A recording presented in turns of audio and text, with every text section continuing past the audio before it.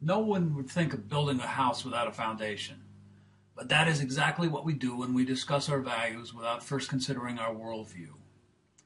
A worldview constitutes the most basic ideas or intellectual commitments that we make in life. Our worldview colors all our perceptions and provides a foundation for our values and beliefs. Everybody has a worldview, whether by choice or by default. What exactly then is a worldview? Here are two slightly different but complementary definitions. According to James Sire, a worldview is a set of presuppositions or assumptions which may be true, partially true, or entirely false, which we hold consciously or subconsciously, consistently or inconsistently, about the basic makeup of our world. William Halverson describes a worldview as a comprehensive view of reality in terms of which one attempts to understand and place everything that comes before one's consciousness. You may be scratching your head and saying, huh? Well, here's a short video that may help to explain worldview in another way.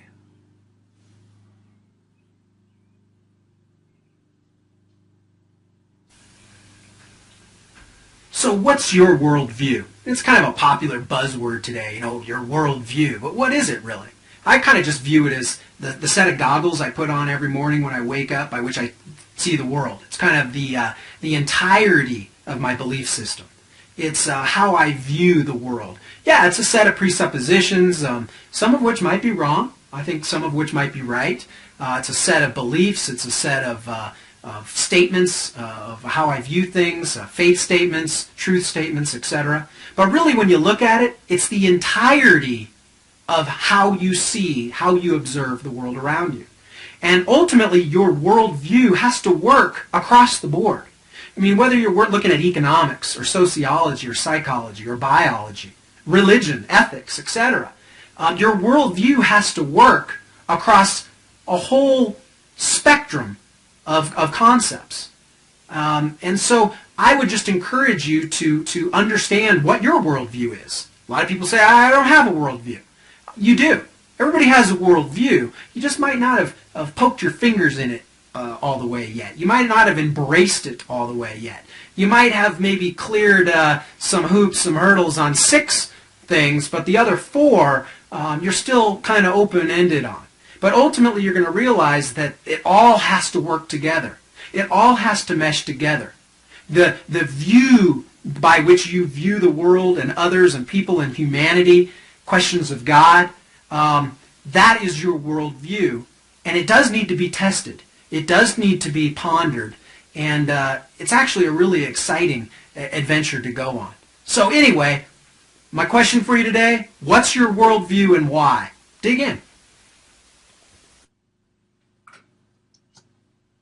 You still may be asking, what exactly is a worldview? Perhaps another analogy will help, particularly if you are of a more practical nature. In the previous video, the narrator talked about looking at life through goggles. With that in mind, in many respects, a worldview functions much like the interchangeable lenses on a single lens reflex camera. Let the telephoto lens represent the first worldview. An object such as a group of people, when viewed through this lens, seems very close. So close that some of the people may be omitted from the picture. There are also characteristic distortions. The people may seem larger and the foreground more compressed than when viewed with the naked eye. If we look at the same group of people through a wide-angle lens, we will see the entire group and a good deal of background on either side. However, the individuals seem much further away and much smaller than without the lens. As with the telephoto lens, there are distortions characteristic of this type of lens. For example, the picture may have a spherical or rounded quality. The foreground may be lengthened and the edges of the image may seem compressed. In each case, we are viewing the same object or reality, that is the group of people, but the reality that is perceived through the telephoto lens is substantially different than what we see through the wide-angle lens. Worldviews operate in a very similar fashion. Here is a good example of differences in basic worldview assumptions. This example involves a distinction in assumptions about human nature. People in the United States believe that productivity and progress are best achieved through competition. While competition may result in conflict and inequality, both are considered acceptable due to the overall benefits of the progress achieved. In Japan, on the other hand, social harmony and cooperation are valued over competition. This may result in coercion and social pressure, which infringes individual freedom. But again, those effects are considered acceptable given the overall benefits of social harmony and cooperation. In both nations, these values have been, to a large degree, effective in achieving the desired results. To all of this, you might well ask, so what? Well, there are in fact a number of reasons that educated persons should be aware of their worldviews. Here are 5. First, one of the assumptions on which a liberal arts education is based is that an examined life is superior to an unexamined life. If everyone has a worldview by choice or by default, then your failure to consciously choose your worldview assumptions means that you have by default adopted somebody else's, perhaps those of a public figure, celebrity, or someone less desirable. Failure to give adequate consideration to worldview assumptions leads to inconsistency. In addition, for Christians, it results in a type of dualism that prevents our spiritual reality from influencing our material existence. James Sire argues that understanding your worldview assumptions is a big step towards self-awareness, self-knowledge, and self-understanding. Finally, and for many of us most importantly, worldview assumptions influence our actions in the world, as seen in this video clip. I've had a lot of experiences, I think, that have shocked me, woken me up, or really moved me. But one of my favorite moments in my life that was a challenge given to me by a Newark resident, a phenomenal woman who sadly died this year, was when I showed up from Yale Law School as a new activist in Newark. I wanted to get involved in community organizing and had a fellowship. I went to a woman who was a tenant president of some buildings in the neighborhood I lived in, and thought that she would be a great partner, and people told me that she would be. And it's amazing to me, when I knocked on her door sort of with this youthful arrogance, I said to her, I'm Cory Booker, I'm from Yale Law School. I told her I wanted to help her out, and she looked at me with this face, just sort of shaking her head. She goes, you want to help me? And I said, yes, ma'am, I'm here. I live across the street, I want to help you. And she said, well, okay, well, follow me. And she closed the door, and she started walking down the flights of stairs. I followed her dutifully behind, and she walked through her lobby, through the courtyard, into the middle of this large boulevard in Newark, Martin Luther King Boulevard. And she wheels around, looks me hard in the face, and says, tell me what you see around you. And I go, what do you mean? She goes, describe what you see around you. And I said, okay. And I said, well, I see an abandoned building that was being used for drugs. I said, I saw graffiti. I just saw the project. I described everything I saw in the best detail I could. But the more I talked, the more just disappointed she looked, frustrated she looked. And when I finally finished, she just shook her head and said, you can't help me. And she started walking away from me. And I ran after her and I stopped her and I said, what are you talking about? I don't understand.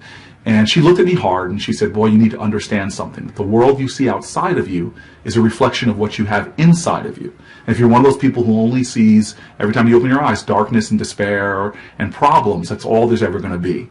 But if you're one of those people who stubbornly, every time you open your eyes, you see hope, you see opportunity, you see possibility, you see love or the face of God, then you can be someone that helps me out. And she walked away, leaving me there thinking to myself, okay, grasshopper, thus endeth the lesson. But it was a profound lesson. And the reality is our perceptions of the world will often shape the very realities we experience. And if we have the courage and the indomitable will to be a person that, despite whatever circumstances are physically before us, to have this belief in our heart that things can get better, should get better, will get better, that the potential is there for transformation, we can do incredible things, especially when we join our spirits with others. And I think that perspective, gifted to me in my very beginnings of my professional journey here in Newark, were invaluable and something I lean on, some wisdom I lean on every day.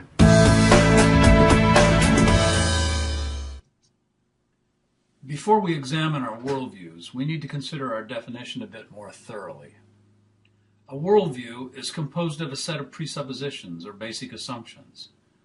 These are what philosophers call a priori assumptions, assumptions derived from self-evident propositions. Reflect on Thomas Jefferson's Declaration of Independence. We hold these truths to be self-evident, that all men are created equal, that they are endowed by their Creator with certain unalienable or God-given rights, and that among these are life, liberty, and the pursuit of happiness. What Jefferson is saying is that the ideals that are most important to us as Americans cannot be proven, but are self-evident.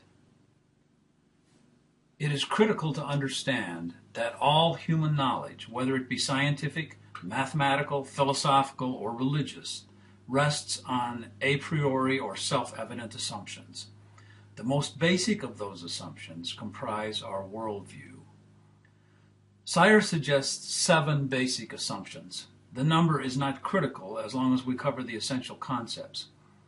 We will discuss the assumptions briefly and provide examples from each of the 2 dominant worldviews in our culture, Christian theism and naturalism or materialism. First, what is prime reality, or what is really real? To this, theists will respond God, and naturalists will say the material universe. What is the nature of external reality? That is, the world around us, or the universe. The theist says that the world was created and that it reflects the order of the Creator and is composed of both spirit and matter. The naturalist will respond that the world is autonomous, or that it has just happened. It is composed of only matter, and that it may be orderly or chaotic. What is a human being? To this, the theist will confidently assert a creature created in the image of God. The naturalist, on the other hand, may suggest that a human being is a higher animal or a complex biological machine.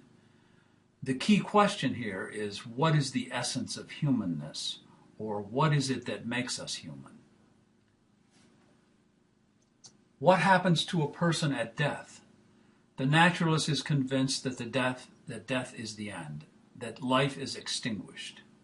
The theist believes in eternal life, and that it will be spent either in the company of our Creator or in separation from the Creator. Why or how is it possible to know anything at all?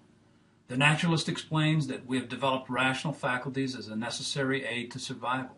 For the theist, our ability to know things, or our rationality, is a reflection of being created in the image of an all-knowing God. How do we know right from wrong? The naturalist believes it is a matter of human choice alone. Right and wrong are notions that developed as a necessary aid to survival. The theist works from the assumption that we are made in the image of a God who is the source of all that is good. Finally, what is the nature and meaning of human history? This question basically asks, does the existence of the human race have any meaning or purpose? The naturalist feels certain that human history has only the meaning that we choose to attach to it, or that it has no meaning at all. The theist asserts that human history is a part of God's providential design to prepare us for eternal life with Him. There are many other questions related to these most basic assumptions. For example, who is in charge of the world? Are we determined or free? Is God really good? Is God personal or impersonal? Is human history linear or cyclical? The 7 basic assumptions will be addressed in your readings in The Universe Next Door. Additionally, you will be answering questions about worldview in a worksheet assignment. Lastly, remember that your worldview and values comprise the first part of your summary paper for this module. I am certain that by the time you realize that these questions are not easily answered, but will take some time and thought, that's what this module is about. Thinking, processing, and articulating ideas and assumptions that perhaps you have never taken time to do before.